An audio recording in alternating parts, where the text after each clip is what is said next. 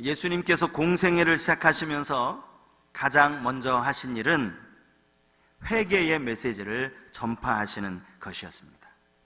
회개하고 복음을 믿어라. 이 메시지는 이미 세례 요한이 광야에서 외친 메시지이기도 했습니다. 언제 이 세례 요한이 전하던 메시지가 예수님께서 전하시는 메시지로 바뀌어졌는가? 그것을 본문 14절에 기록하고 있는데요. 14절, 그때가 언제라고 나와 있습니까? 요한이 잡힌 후에.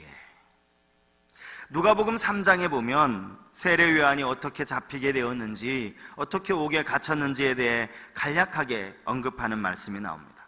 당시 분봉왕이었던 이 헤롯이 자기 동생의 아내, 요즘 말로 하면 제수씨가 되겠죠. 이 동생의 아내 헤로디아와 옳지 않은 관계를 범하게 됩니다. 이 사실을 세례 요한이 직접 헤롯을 찾아가서 그 일에 대해 책망을 합니다. 그런데 결과는 헤롯이 자기의 실수를 인정하고 요한의 책망을 받아들이는 것이 아니라 도리어 세례 요한을 옥에 가두는 것으로 끝이 나게 됩니다. 결국 이 일로 세례 요한은 목이 잘려서 순교를 하게 되죠. 결국 세례 요한이 잡히게 되고 이제 그때부터 예수님께서 하나님의 나라 천국 복음을 전파하기 시작하는 말씀이 오늘 본문에 기록이 되어져 있습니다.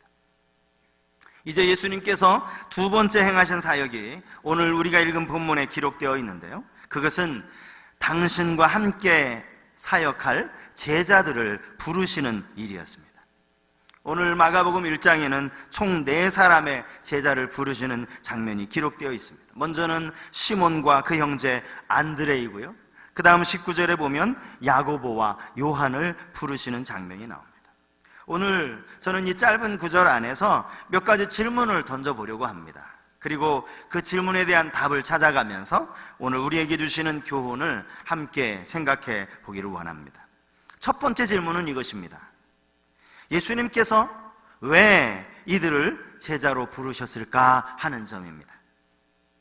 오늘 본문으로만 보면 예수님께서 지금 갈릴리 해변을 지나다니시다가 거기서 우연히 시몬과 안드레가 금을 던지는 것을 보고 거기에서 그들을 제자로 부르신 것으로 그렇게 생각을 할 수가 있는데요. 사실은 예수님과 여기 시몬 안드레와의 만남은 이전에 한번 있었다는 사실을 우리는 성경 다른 복음서에서 찾아볼 수 있습니다. 요한복음 1장 40절에서 42절까지의 말씀인데요. 요한의 말을 듣고 예수를 따르는 두 사람 중에 하나는 시몬 베드로의 형제 안드레라. 그가 먼저 자기의 형제 시몬을 찾아 말하되 우리가 메시아를 만났다 하고, 메시아는 번역하면 그리스도라.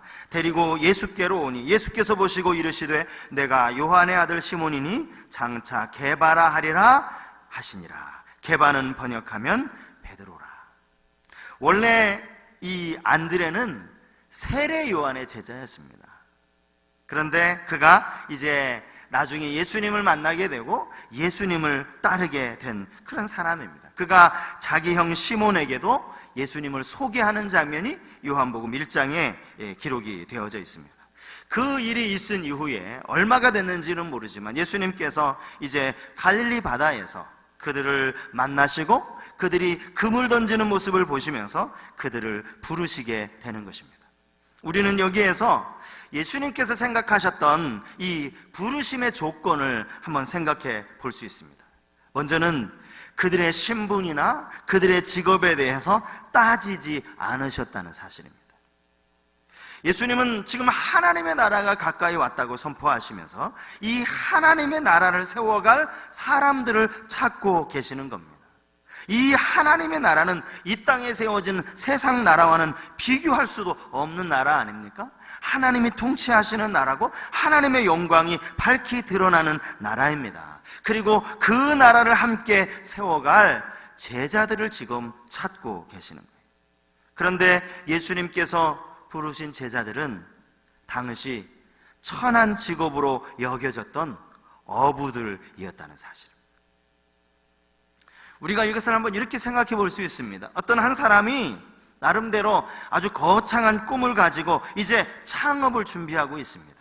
이 회사를 통해서 연 매출을 얼마만큼 일구겠다라는 그런 꿈을 가지고 이제 창업을 준비하며 자기와 함께 일할 사람을 찾는 거예요. 그런데 그 사람이 자기와 함께 이제 회사를 세울 사람을 찾는데, 저 새벽에 인력시장에 가가지고 이제 노동 현장에 일 가려고 준비하고 있는 그 사람들을 찾는다는 것이, 여러분, 이게 말이 되는 이야기입니까? 이게 뭐 인력시장에서 그렇게 노동하는 사람들 나쁘다고 이야기하는 것이 아닙니다. 건강한 육체를 가지고 땀 흘리면서 노동하는 그런 사람들은 그야말로 삶의 방식이 조금은 단순할 수 있다는 것입니다. 그런 사람들을 회사의 기획팀이라든지 회사의 전략팀으로 세울 수 있겠느냐는 거죠. 고기를 잡는 일이 물론 나름 분명히 기술이 필요할 수는 있습니다. 그럼에도 불구하고 다른 일보다는 단순 노동에 불과한 일 아니겠습니까?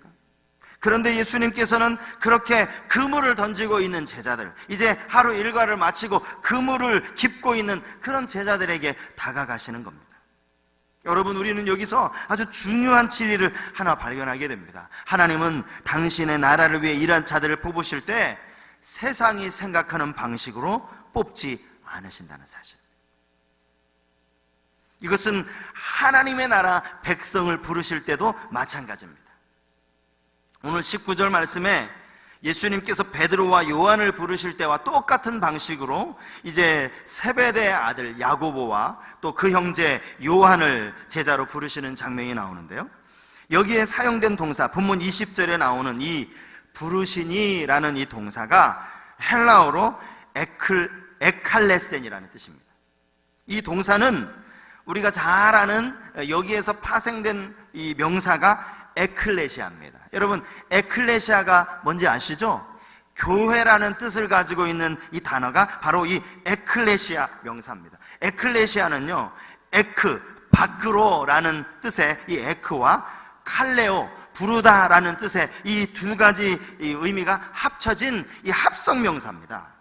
밖으로 불러내어졌다, 밖으로 불러서 모아졌다, 세상에서 특별히 구별되어진 존재로 하나님이 부르셨다, 이런 부름의 의미가 바로 이 에클레시아, 하나님이 부르시는 그 부르심이 오늘 주님이 제자를 부르시는 그 부르시다라는 단어와 똑같은 단어, 같은 의미의 단어라는 겁니다.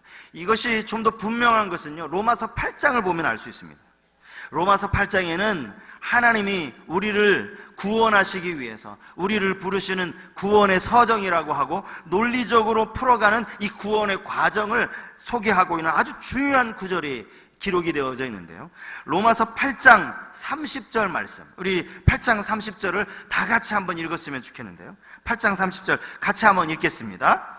또 미리 정하신 그들을 또한 부르시고 부르신 그들을 또한 의롭다 하시고 의롭다 하신 그들을 또한 영화롭게 하셨느니라. 여기 부르시고 부르신 두 번 반복된 이 동사가 아까 오늘 우리가 읽은 이 마가복음에 나오는 똑같은 동사입니다. 단어 철자 하나 안 틀린 에클라센이라는 뜻입니다. 여기서 이 부르셨다라는 것이 제자로 부르시고 사역자로 부르시고 특별하게 하나님이 선교사로 부르시고 그런 부름을 의미하는 것이 아니라는 거예요. 우리 모두를 하나님이 택하셔서 하나님의 자녀로 성도로 부르실 때 그 부르심이 똑같은 부르심이라는 단어라는 뜻입니다. 여러분, 우리 모두가 이 부르심, 하나님의 부르심으로 이 자리에 와서 예배드리고 있는 것 아닙니까? 하나님이 우리를 이렇게 부르셨다는 이 사실을 우리는 기억해야 할 줄 믿습니다. 예수님께서 제자들을 부르실 때 베드로와 안드레도 그렇고 야고보와 요한도 그렇고 그물을 던지거나 아니면 그물을 손질하고 있었다라고 성경이 기록하고 있어요. 이것을 많은 이 성경학자들이 이들이 자기들의 맡겨진 일에 최선을 다하고 있었기 때문에 하나님의 그 성실함을 보고 부르셨다, 이렇게 해석을 합니다. 그 말이 틀린 말은 아닙니다. 그런데요, 또 다른 의미로 보면 이게 무엇을 의미하는가 하면 그들이 세상적인 일에 매여 있었다는 것을 의미할 수도 있다는 거예요. 예수님 십자가 달리신 이후에 베드로가 이런 말을 하거든요. 제자들 앞에서 나는 물고기 잡으러 가노라. 여러분, 이 말이 무슨 뜻입니까? 이제 3년 예수님 따라다녔지만 이제 예수님 이제 십자가에 달려 돌아가셨으니까 나는 이제 물고기 잡으러 간다. 이 말이 무슨 의미입니까? 나는 그냥 다시 세상으로 돌아가란다. 그런 의미 아닙니까? 이미 예수님을 만난 적이 있음에도 불구하고, 이미 내가 너를 개발하리라 분명히 예수님이 말씀하셨음에도 불구하고 그는 다시 세상적인 일로 돌아가는 거예요. 그럼에도 주님은 그들을 부르시고 당신의 제자로 삼으셨다는 사실, 주님은 동일하게 오늘 우리를 부르셔서 당신의 자녀, 하나님의 백성으로 삼아주셨다는 이 사실, 여러분 어떤 자격으로 오늘 이 자리에 나오셨습니까? 여러분 어떤 자격으로 하나님의 자녀라는 부르심을 받고 이 자리에서 하나님을 예배하시게 되었습니까? 이게 얼마나 우리에게는 기쁘고 감격스러운 일인지 이걸 한번 여러분 가만히 생각해 보시라는 거예요.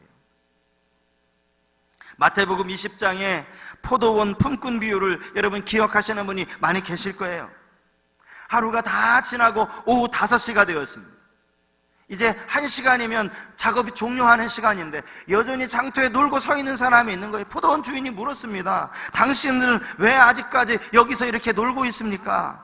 그때 그 사람이 뭐라고 얘기합니까? 마태복음 20장 7절 말씀, 이르되 우리를 품꾼으로 쓰는 이가 없음이니이다. 이르되 너희도 포도원에 들어가라 하니라. 이제 1시간 남았어요. 1시간이라면 끝이에요. 그런데 뭐가 좋다고 포도원 주인이 1시간밖에 안 남았는데 그 1시간이라도 좋으니까 거기에 놀고 있는 일꾼들을 포도원에 들여보내겠습니까? 아무도 써주는 사람이 없었는데 이런 조건 저런 조건 따지지 않고 들어가서 일할 수 있게 하신 그 주인에 대한 그 감격이 이 품꾼에게 왜 없었겠어요? 이런 감격이 우리 안에 있느냐고요. 제가 신대원 1학년 2학기 때부터 이제 처음 사역을 시작했습니다. 서울 성내동에 있는 아주 작은 상가교회에서 제가 이제 교육전도사로 이제 사역을 시작을 했는데요. 한 1년 반, 2년 가까이 지나도록 참 재미있게 사역을 했습니다. 근데 교회에 문제가 생겼어요. 담임 목사님이 이제 뭐 이런저런 절차로 바뀌시게 되는데 새로 오신 담임 목사님이 여러분 말씀 보존학회라고 들어보셨는지 모르겠습니다. 이 합동에서 이제 2단으로 그렇게 결정을 내렸는데요. 이 말씀 보존학회 목사님이 오시는 거예요. 계속 이 교육자들 사이에 갈등이 번져나기 시작했습니다. 그렇게 갈등이 지속되다가 그 교회에 뭐 몇 명 안 되는 부교육자이지만 그 여전사님들 포함해가지고요, 전체 교육자가 한 주에 다 사임을 했습니다. 견딜 수가 없는 거예요. 어떻게 할 수가 없는 거예요. 그렇다고 뭐 부교육자가 담임 목사님하고 싸움을 하겠습니까? 뭘 하겠습니까? 그리고 나서요, 이 참 어중간한 이 시기에 이제 사역지가 없어진 겁니다. 사역지가 안 구해지는 거예요. 지난 주일까지만 해도요, 주일 아침, 제가 그때 이제 사당동 기숙사에서 생활했거든요. 총신대학교 기숙사에서 생활을 했는데, 지난주까지만 해도 막 새벽같이 일어나서 양치하고 씻고 옷 갈아입고 이제 그 양복 입고 막 이제 기대감을 가지고 이렇게 교회로 출근이죠. 사역을 위해서 막 가는데, 지난주까지만 해도 그랬는데, 당장 이번 주에 갈 교회가 없는 거예요. 뭐 늦게까지 침대에 누워 있지만 여러분 뭐 잠이 옵니까? 20년 전 일입니다. 20년. 그때 그 적막한 기숙사 뭐 아무도 없죠. 다 이제 다 교육전도사 때 다 이제 사역 나간다고 아무도 없는 그 기숙사에 하나님, 나는 어느 교회 가야 됩니까? 예배는 드려야 되는데 나를 써주신 그 하나님에 대한 그때를 생각하면 하나님이 나를 이렇게 사용해 주시는, 하나님이 나를 써주시는 것, 이것 자체만 해도 이게 얼마나 감사한 일이라는 거예요. 어제 오후에 우리 한 집사님을 만나서 이런 이야기를 나누는데 그분이 이런 말씀을 하시는 겁니다. 당신이 한때 이 허리 디스크 때문에 너무 힘들었던 때가 있었답니다. 병원에서는 수술하라고 하는데 또 주위 동료들은 수술하면 안 된다고 이야기를 하고, 직장에 앉아서 근무하기는 너무 힘들고, 그래서 심지어는 내가 이거 아직 그냥 1년 정도 휴직을 해야 되나 이런 생각을 할 정도로 고통스러운 그런 시간을 보냈다는 거예요. 결국 이분이 열심히 매일 회사에 일찍 출근해가지고 이제 그 회사의 그 헬스장에서 운동을 하면서 지금은 몸이 너무 좋아지셨다는 거예요. 그러면서 이분이 이런 말씀을 하시는 거예요. 아프지 않고 건강하게 직장 생활할 수 있는 것만이 그것만으로도 얼마나 감사한지 모른다. 아파 본 사람이 하는 이야기 아닙니까? 우리에게 이런 감격이 있느냐고요. 하나님의 자녀가 되었다는 감격, 주일날 내가 교회 나올 수 있다라는 그런 감격, 이런 감격이 우리 안에 있느냐는 거예요. 하나님께서 여러분들을 하나님의 자녀로 불러주셨다는 이 감격을 회복할 수 있기를 주님 이름으로 축복합니다. 하나님을 아버지라고 부를 수 있고, 에클레시아, 이 교회의 일원으로 불러주신 것에 대한 감격이 먼저 우리 안에 있어야 한다는 것입니다. 본문에서 던질 수 있는 두 번째 질문은 제자들 편에서 던질 수 있는 질문입니다. 그들은 어떻게 해서 예수님을 따를 수 있었을까 하는 질문입니다. 본문에 두 번 제자들을 부르시는 장면이 나오는데요, 야고보와 요한을 부르실 때는 예수님이 무슨 말로 그들을 부르셨는지 성경에 기록되어져 있지도 않습니다. 그 앞에 시몬과 안드레를 부르실 때만 예수님께서 그들에게 이런 말을 하셨다고 본문 17절에 기록되어 있습니다. 여러분 17절 말씀 같이 한번 읽어볼까요? 17절 말씀입니다. 같이 읽겠습니다. 예수께서 이르시되 나를 따라오라, 내가 너희로 사람을 낚는 어부가 되게 하리라 하신. 교회를 조금 다니신 분들에게는 이 구절 너무나 익숙한 구절일 거예요. 이 구절이 무엇을 의미하는지 너무나 잘 알고 계실 겁니다. 그런데 사실은요, 이 표현은 당시에 너무나도 낯선 표현 아닙니까? 가만히 여러분 생각해 보십시오. 사람을 낚는 어부라는 말이 도대체 무슨 말입니까? 어떻게 사람을 낚아요? 그리고 사람을 무엇으로 낚는다는 말입니까? 우리는 이게 너무 오래 들어서 사람을 낚는, 이거 하나님이 부르시는 거지, 주님의 거룩한 콜링 아닌가, 우리는 이렇게 이미 너무 오랫동안 학습이 되어 왔기 때문에 이 구절을 너무 쉽게 이해하는데, 이걸 한 번도 못 들어본 사람들이 한번 들었다고 생각해 보세요. 지금 고기 잡고 있는 어부에게 네가 이제 사람 낚아라, 이게 무슨 말입니까? 이게 말도 안 되는 이야기 아닙니까? 사람을 낚는 어부라는 이 표현에 대해서 조엘 마커스라고 하는 이 신학자가 마가복음 주석에서 이것을 세 가지로 해석하는 것을 제가 읽었습니다. 첫 번째는 사람을 낚는 어부는 교사를 의미한다. 그러므로 제자는 예수님의 가르침을 바로 깨닫고 예수님의 가르침을 따를 뿐만 아니라 그 말씀을 가르치는 자여야 한다, 이런 해석을 했고요. 또 두 번째는 이 사람을 낚는 어부는 하나님의 심판을 의미한다고 그렇게 말했습니다. 구약성경 선지서에 보면 범죄한 나라들에 대한 하나님의 심판을 고기 낚는 행위로 그렇게 기록한 구절이 있거든요. 예레미야 16장 16절 17절 말씀인데요, 여호와의 말씀이니라, 보라 내가 많은 어부를 불러다가 그들을 낚게 하며 그 후에 많은 포수를 불러다가 그들을 모든 산과 모든 언덕과 바위 틈에서 사냥하게 하리니 이는 내 눈이 그들의 행위를 살펴보므로 그들이 내 얼굴 앞에서 숨기지 못하며 그들의 죄악이 내 목전에서 숨겨지지 못함이라. 여기 그들을 낚게 하며 어떤 의미인지 아시겠죠? 마지막 세 번째는요, 당시 이 쿰란 문학에서 이 사람을 낚는 어부는 사탄의 그물 가운데 있는 사람들을 빼내어서 하나님의 그물로 안전하게 옮겨놓는 사람, 그런 의미를 가졌다고 합니다.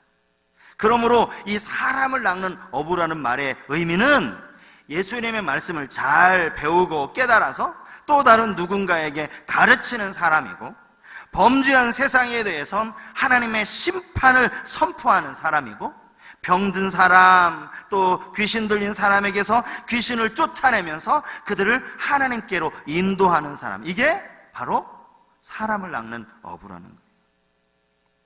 하지만 이거는 그 후대 아주 뒤에 후대의 성경을 연구하는 성경학자들이 이렇게 나름대로 연구를 하고 자료를 찾아서 이렇게 결론을 낸 거지. 당시 여러분 어부였던 시몬과 안드레가, 야고보와 요한이 그런 뜻을 어떻게 알았겠어요? 그럼에도 불구하고 그들은 예수님의 명령에 순종했다라는 겁니다. 그냥 따르는 정도가 아닙니다. 성경에는요, 그물을 버려두고 예수님을 따랐다. 심지어 아버지를 버리고 예수님을 따랐다. 그만큼 철저하게 순종했다라는 그런 의미 아니겠습니까? 여기에는 주님의 부르심에 대한 감격이 있지 않겠습니까? 나같이 약하고 나같이 모자라고 내가 할 수 있는 일이라는 건 이 그물 던지는 일밖에 없는데, 하나님이 나를 부르셔서 사람 낚는 어부, 그게 도대체 정확하게 무슨 의미인지는 모르지만 주님이 행하시는 일이라면, 그 일에 내가 쓰임받는다면 이게 얼마나 기쁘고 감사한 일인가. 여러분 거기에 감격해서 주님을 따르지 않았겠느냐는 거예요. 오늘 말씀을 통해서 하나님이 어떻게 우리를 부르셨는지, 그 부르심의 감격을 회복하는 그런 시간이 되었으면 좋겠습니다. 바울은 고린도전서 1장에서 이 부르심을요, 하나님의 초대라고 이야기합니다. 고린도전서 1장 26절에서 29절까지 말씀입니다. 형제들아, 너희를 부르심을 보라. 육체를 따라 지혜로운 자가 많지 아니며 능한 자가 많지 아니하며 문벌 좋은 자가 많지 아니하도다. 그러나 하나님께서 세상에 미련한 것들을 택하사 지혜 있는 자들을 부끄럽게 하려 하시고, 세상에 약한 것들을 택하사 강한 것들을 부끄럽게 하려 하시며, 하나님께서 세상에 천한 것들과 멸시받는 것들과 없는 것들을 택하사 있는 것들을 패하려 하시나니, 이는 아무 육체도 하나님 앞에서 자랑하지 못하게 하려 하십니다. 오늘 우리는 성찬 예식을 거행하려고 합니다. 오늘날 교회에서 은혜의 방편이라고 행해지는 아주 중요한 예식 가운데 하나가 바로 성만찬입니다. 주님의 살과 주님의 피를 먹고 마시는 이 시간, 연약한 나를 주님과 연합하는 자리에 서게 하신 그 하나님께 감사하고 또 감격하는 그런 시간이 되었으면 좋겠습니다. 나 같은 사람을 하나님의 자녀로 부르신 그 부르심에 감사하는 마음으로 이 시간 우리가 함께 찬송가 310장 1절 찬양하시면서 성찬을 준비하도록 하겠습니다.